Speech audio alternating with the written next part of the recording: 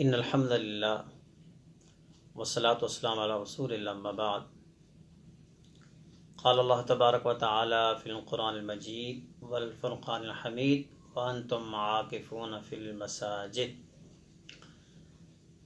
محترم سامعین کرام، آج اور کل کا دن ہے، پرسوں انشاءاللہ آخری عشرہ شروع ہو جائے گا۔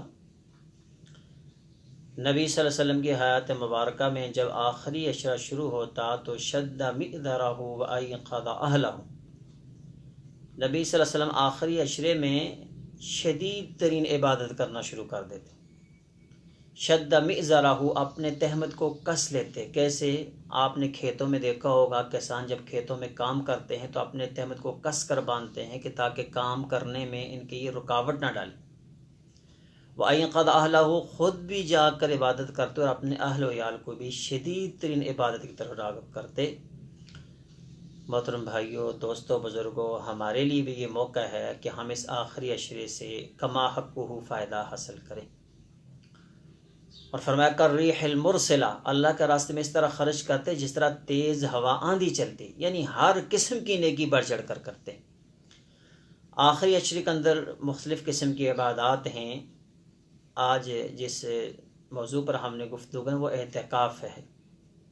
اعتکاف نبی صلی اللہ علیہ وسلم کی سنت ہے، آپ صلی اللہ علیہ وسلم اعتکاف فرماتے تھے۔ اما عائشہ صدیقہ رضی اللہ تعالیٰ بیان کرتی ہیں ان النبی صلی اللہ علیہ وسلم کان یعتکف العشر الاواخر فلما توفى اللہ اعتکف ازواجہن، نبی صلی اللہ علیہ وسلم رمضان المبارک کے آخری 10 دنوں میں اعتکاف کرتے تھے، اور جب آپ کو اللہ کریم نے اس دنیا سے اٹھا لیا، آپ اللہ کے پاس چلے گئے، تو آپ کے ازواج مطہرات بھی اعتکاف کرتی تھی۔ نبی صلی اللہ علیہ وسلم کا جس سال انتقال ہوا ربیع الاول میں، اس سے پچھلا جو رمضان تھا اس میں آپ نے 20 دن کا اعتکاف کیا۔ یہ آپ صلی اللہ علیہ وسلم کی سنت ہے، لیکن 10 دن کا اعتکاف آپ صلی اللہ علیہ وسلم کا معمول تھا۔ اس کا ثواب کتنا ہے؟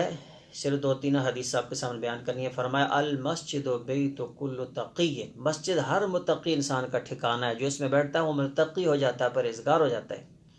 اور جو اپنے آپ کو مسجد میں بٹھا لیتا ہے، اللہ کریم اس کے لیے 3-4 نوازشات کا اعلان کرتے ہیں۔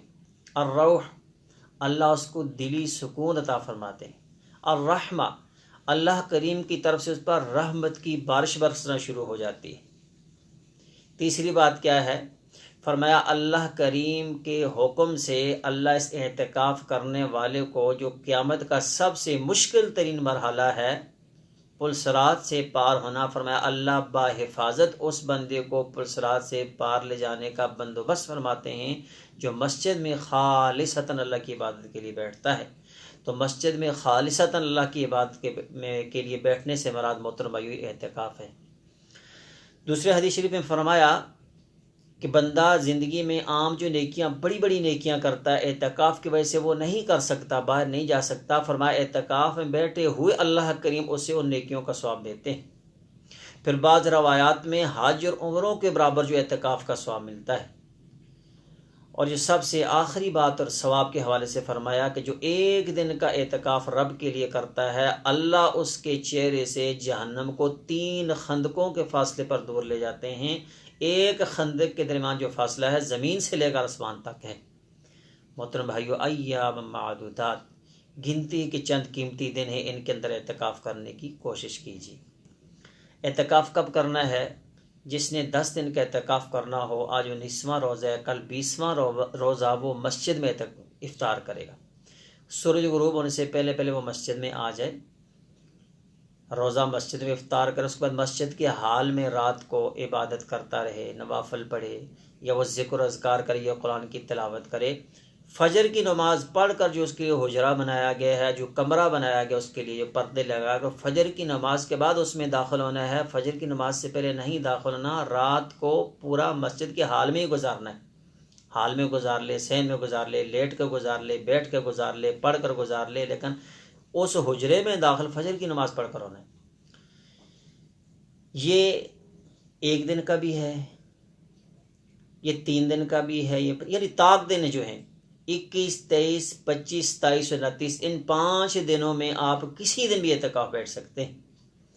نبی صلی اللہ علیہ وسلم کی سنت کے مطابق خواتین بھی مسجد میں ہی اعتکاف کریں گی۔ ہمارے بعض مسالک ہمارے بھائی کہتے ہیں کہ عورت جو ہے وہ گھر میں نماز پڑھے، اعتکاف کرے اپنی نماز والی جگہ۔ ان کے مد نظر وہ حدیث ہے کہ عورت کی افضل ترین نماز گھر میں، لیکن یاد رہے افضل ترین نماز واقعہ ہی گھر میں ہے، لیکن اعتکاف ایک علیحدہ شرعی مسئلہ ہے۔ امام بخاری علیہ رحمہ نے جو عنوان قائم کیا، اوپر جو ہیڈنگ دی ہے، اس میں یہ لکھا وَأَنْتُمْ عَاكِفُونَ فِي الْمَسَاجِدِ کہ تم جب مسجد میں اعتکاف کر رہے ہو۔ نبی صلی اللہ علیہ وسلم کی ازواج مطہرات نے مسجد میں ہی اعتکاف کیا۔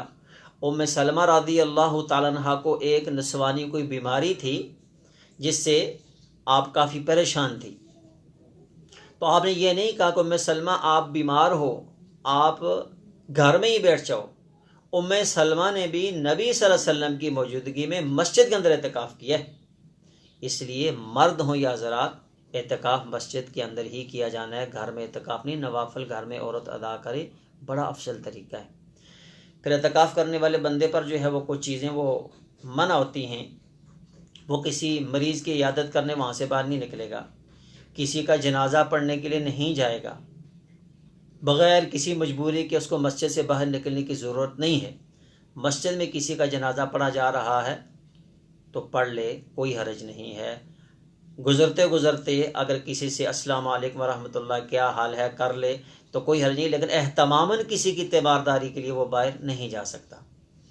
مسجد کے اندر واش روم نہیں ہے تو گھر میں جا کر الا لحاجت لا بد، لیکن ایسی ضرورت جس کے بغیر کوئی چارہ نہیں ہے، مسجد میں واش روم نہیں ہے، گھر جا کر واش روم کر سکتا ہے۔ نہانے کا اہتمام نہیں، گھر جا کر نہا سکتا ہے۔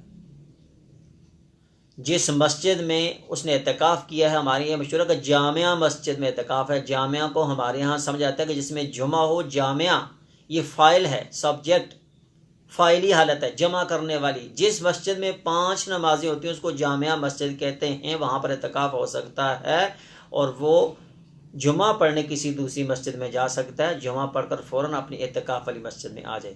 گھر سے کوئی کھانا لا کر دینے والا نہیں ہے تو وہ کھانا گھر سے اپنا لا سکتا ہے۔ اعتکاف کرنے والے کو اس کی بیوی مسجد میں آ کر اس سے ملاقات کر سکتی ہے۔ یہ ساری چیزیں آپ کے سامنے دلیل سے بات کی انشاءاللہ۔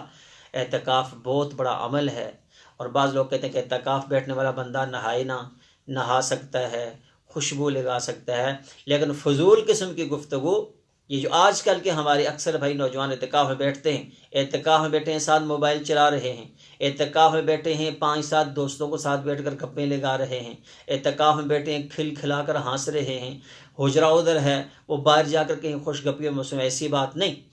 اپنے حجرے میں زیادہ تر رہیں، فرض نماز کے لیے باہر نکلیں، بشری ضرورت کے لیے باہر نکلیں، اس کے علاوہ باہر آ کر گفتگو کرنا، گپ شپ لگانا، ٹائم پاس کرنا، اس کی کوئی ضرورت نہیں ہے۔ اگر ان چیزوں پر کنٹرول نہیں کر سکتے تو مہربانی کر کے گھر میں آرام کیجئے۔ اگر ان چیزوں پر کنٹرول کر سکتے ہیں تو ایک دن کا بھی اعتکاف کریں گے، اللہ احکم الحاکمین جہنم کو زمین اور آسمان جتنا آپ سے دور لے جائے گا۔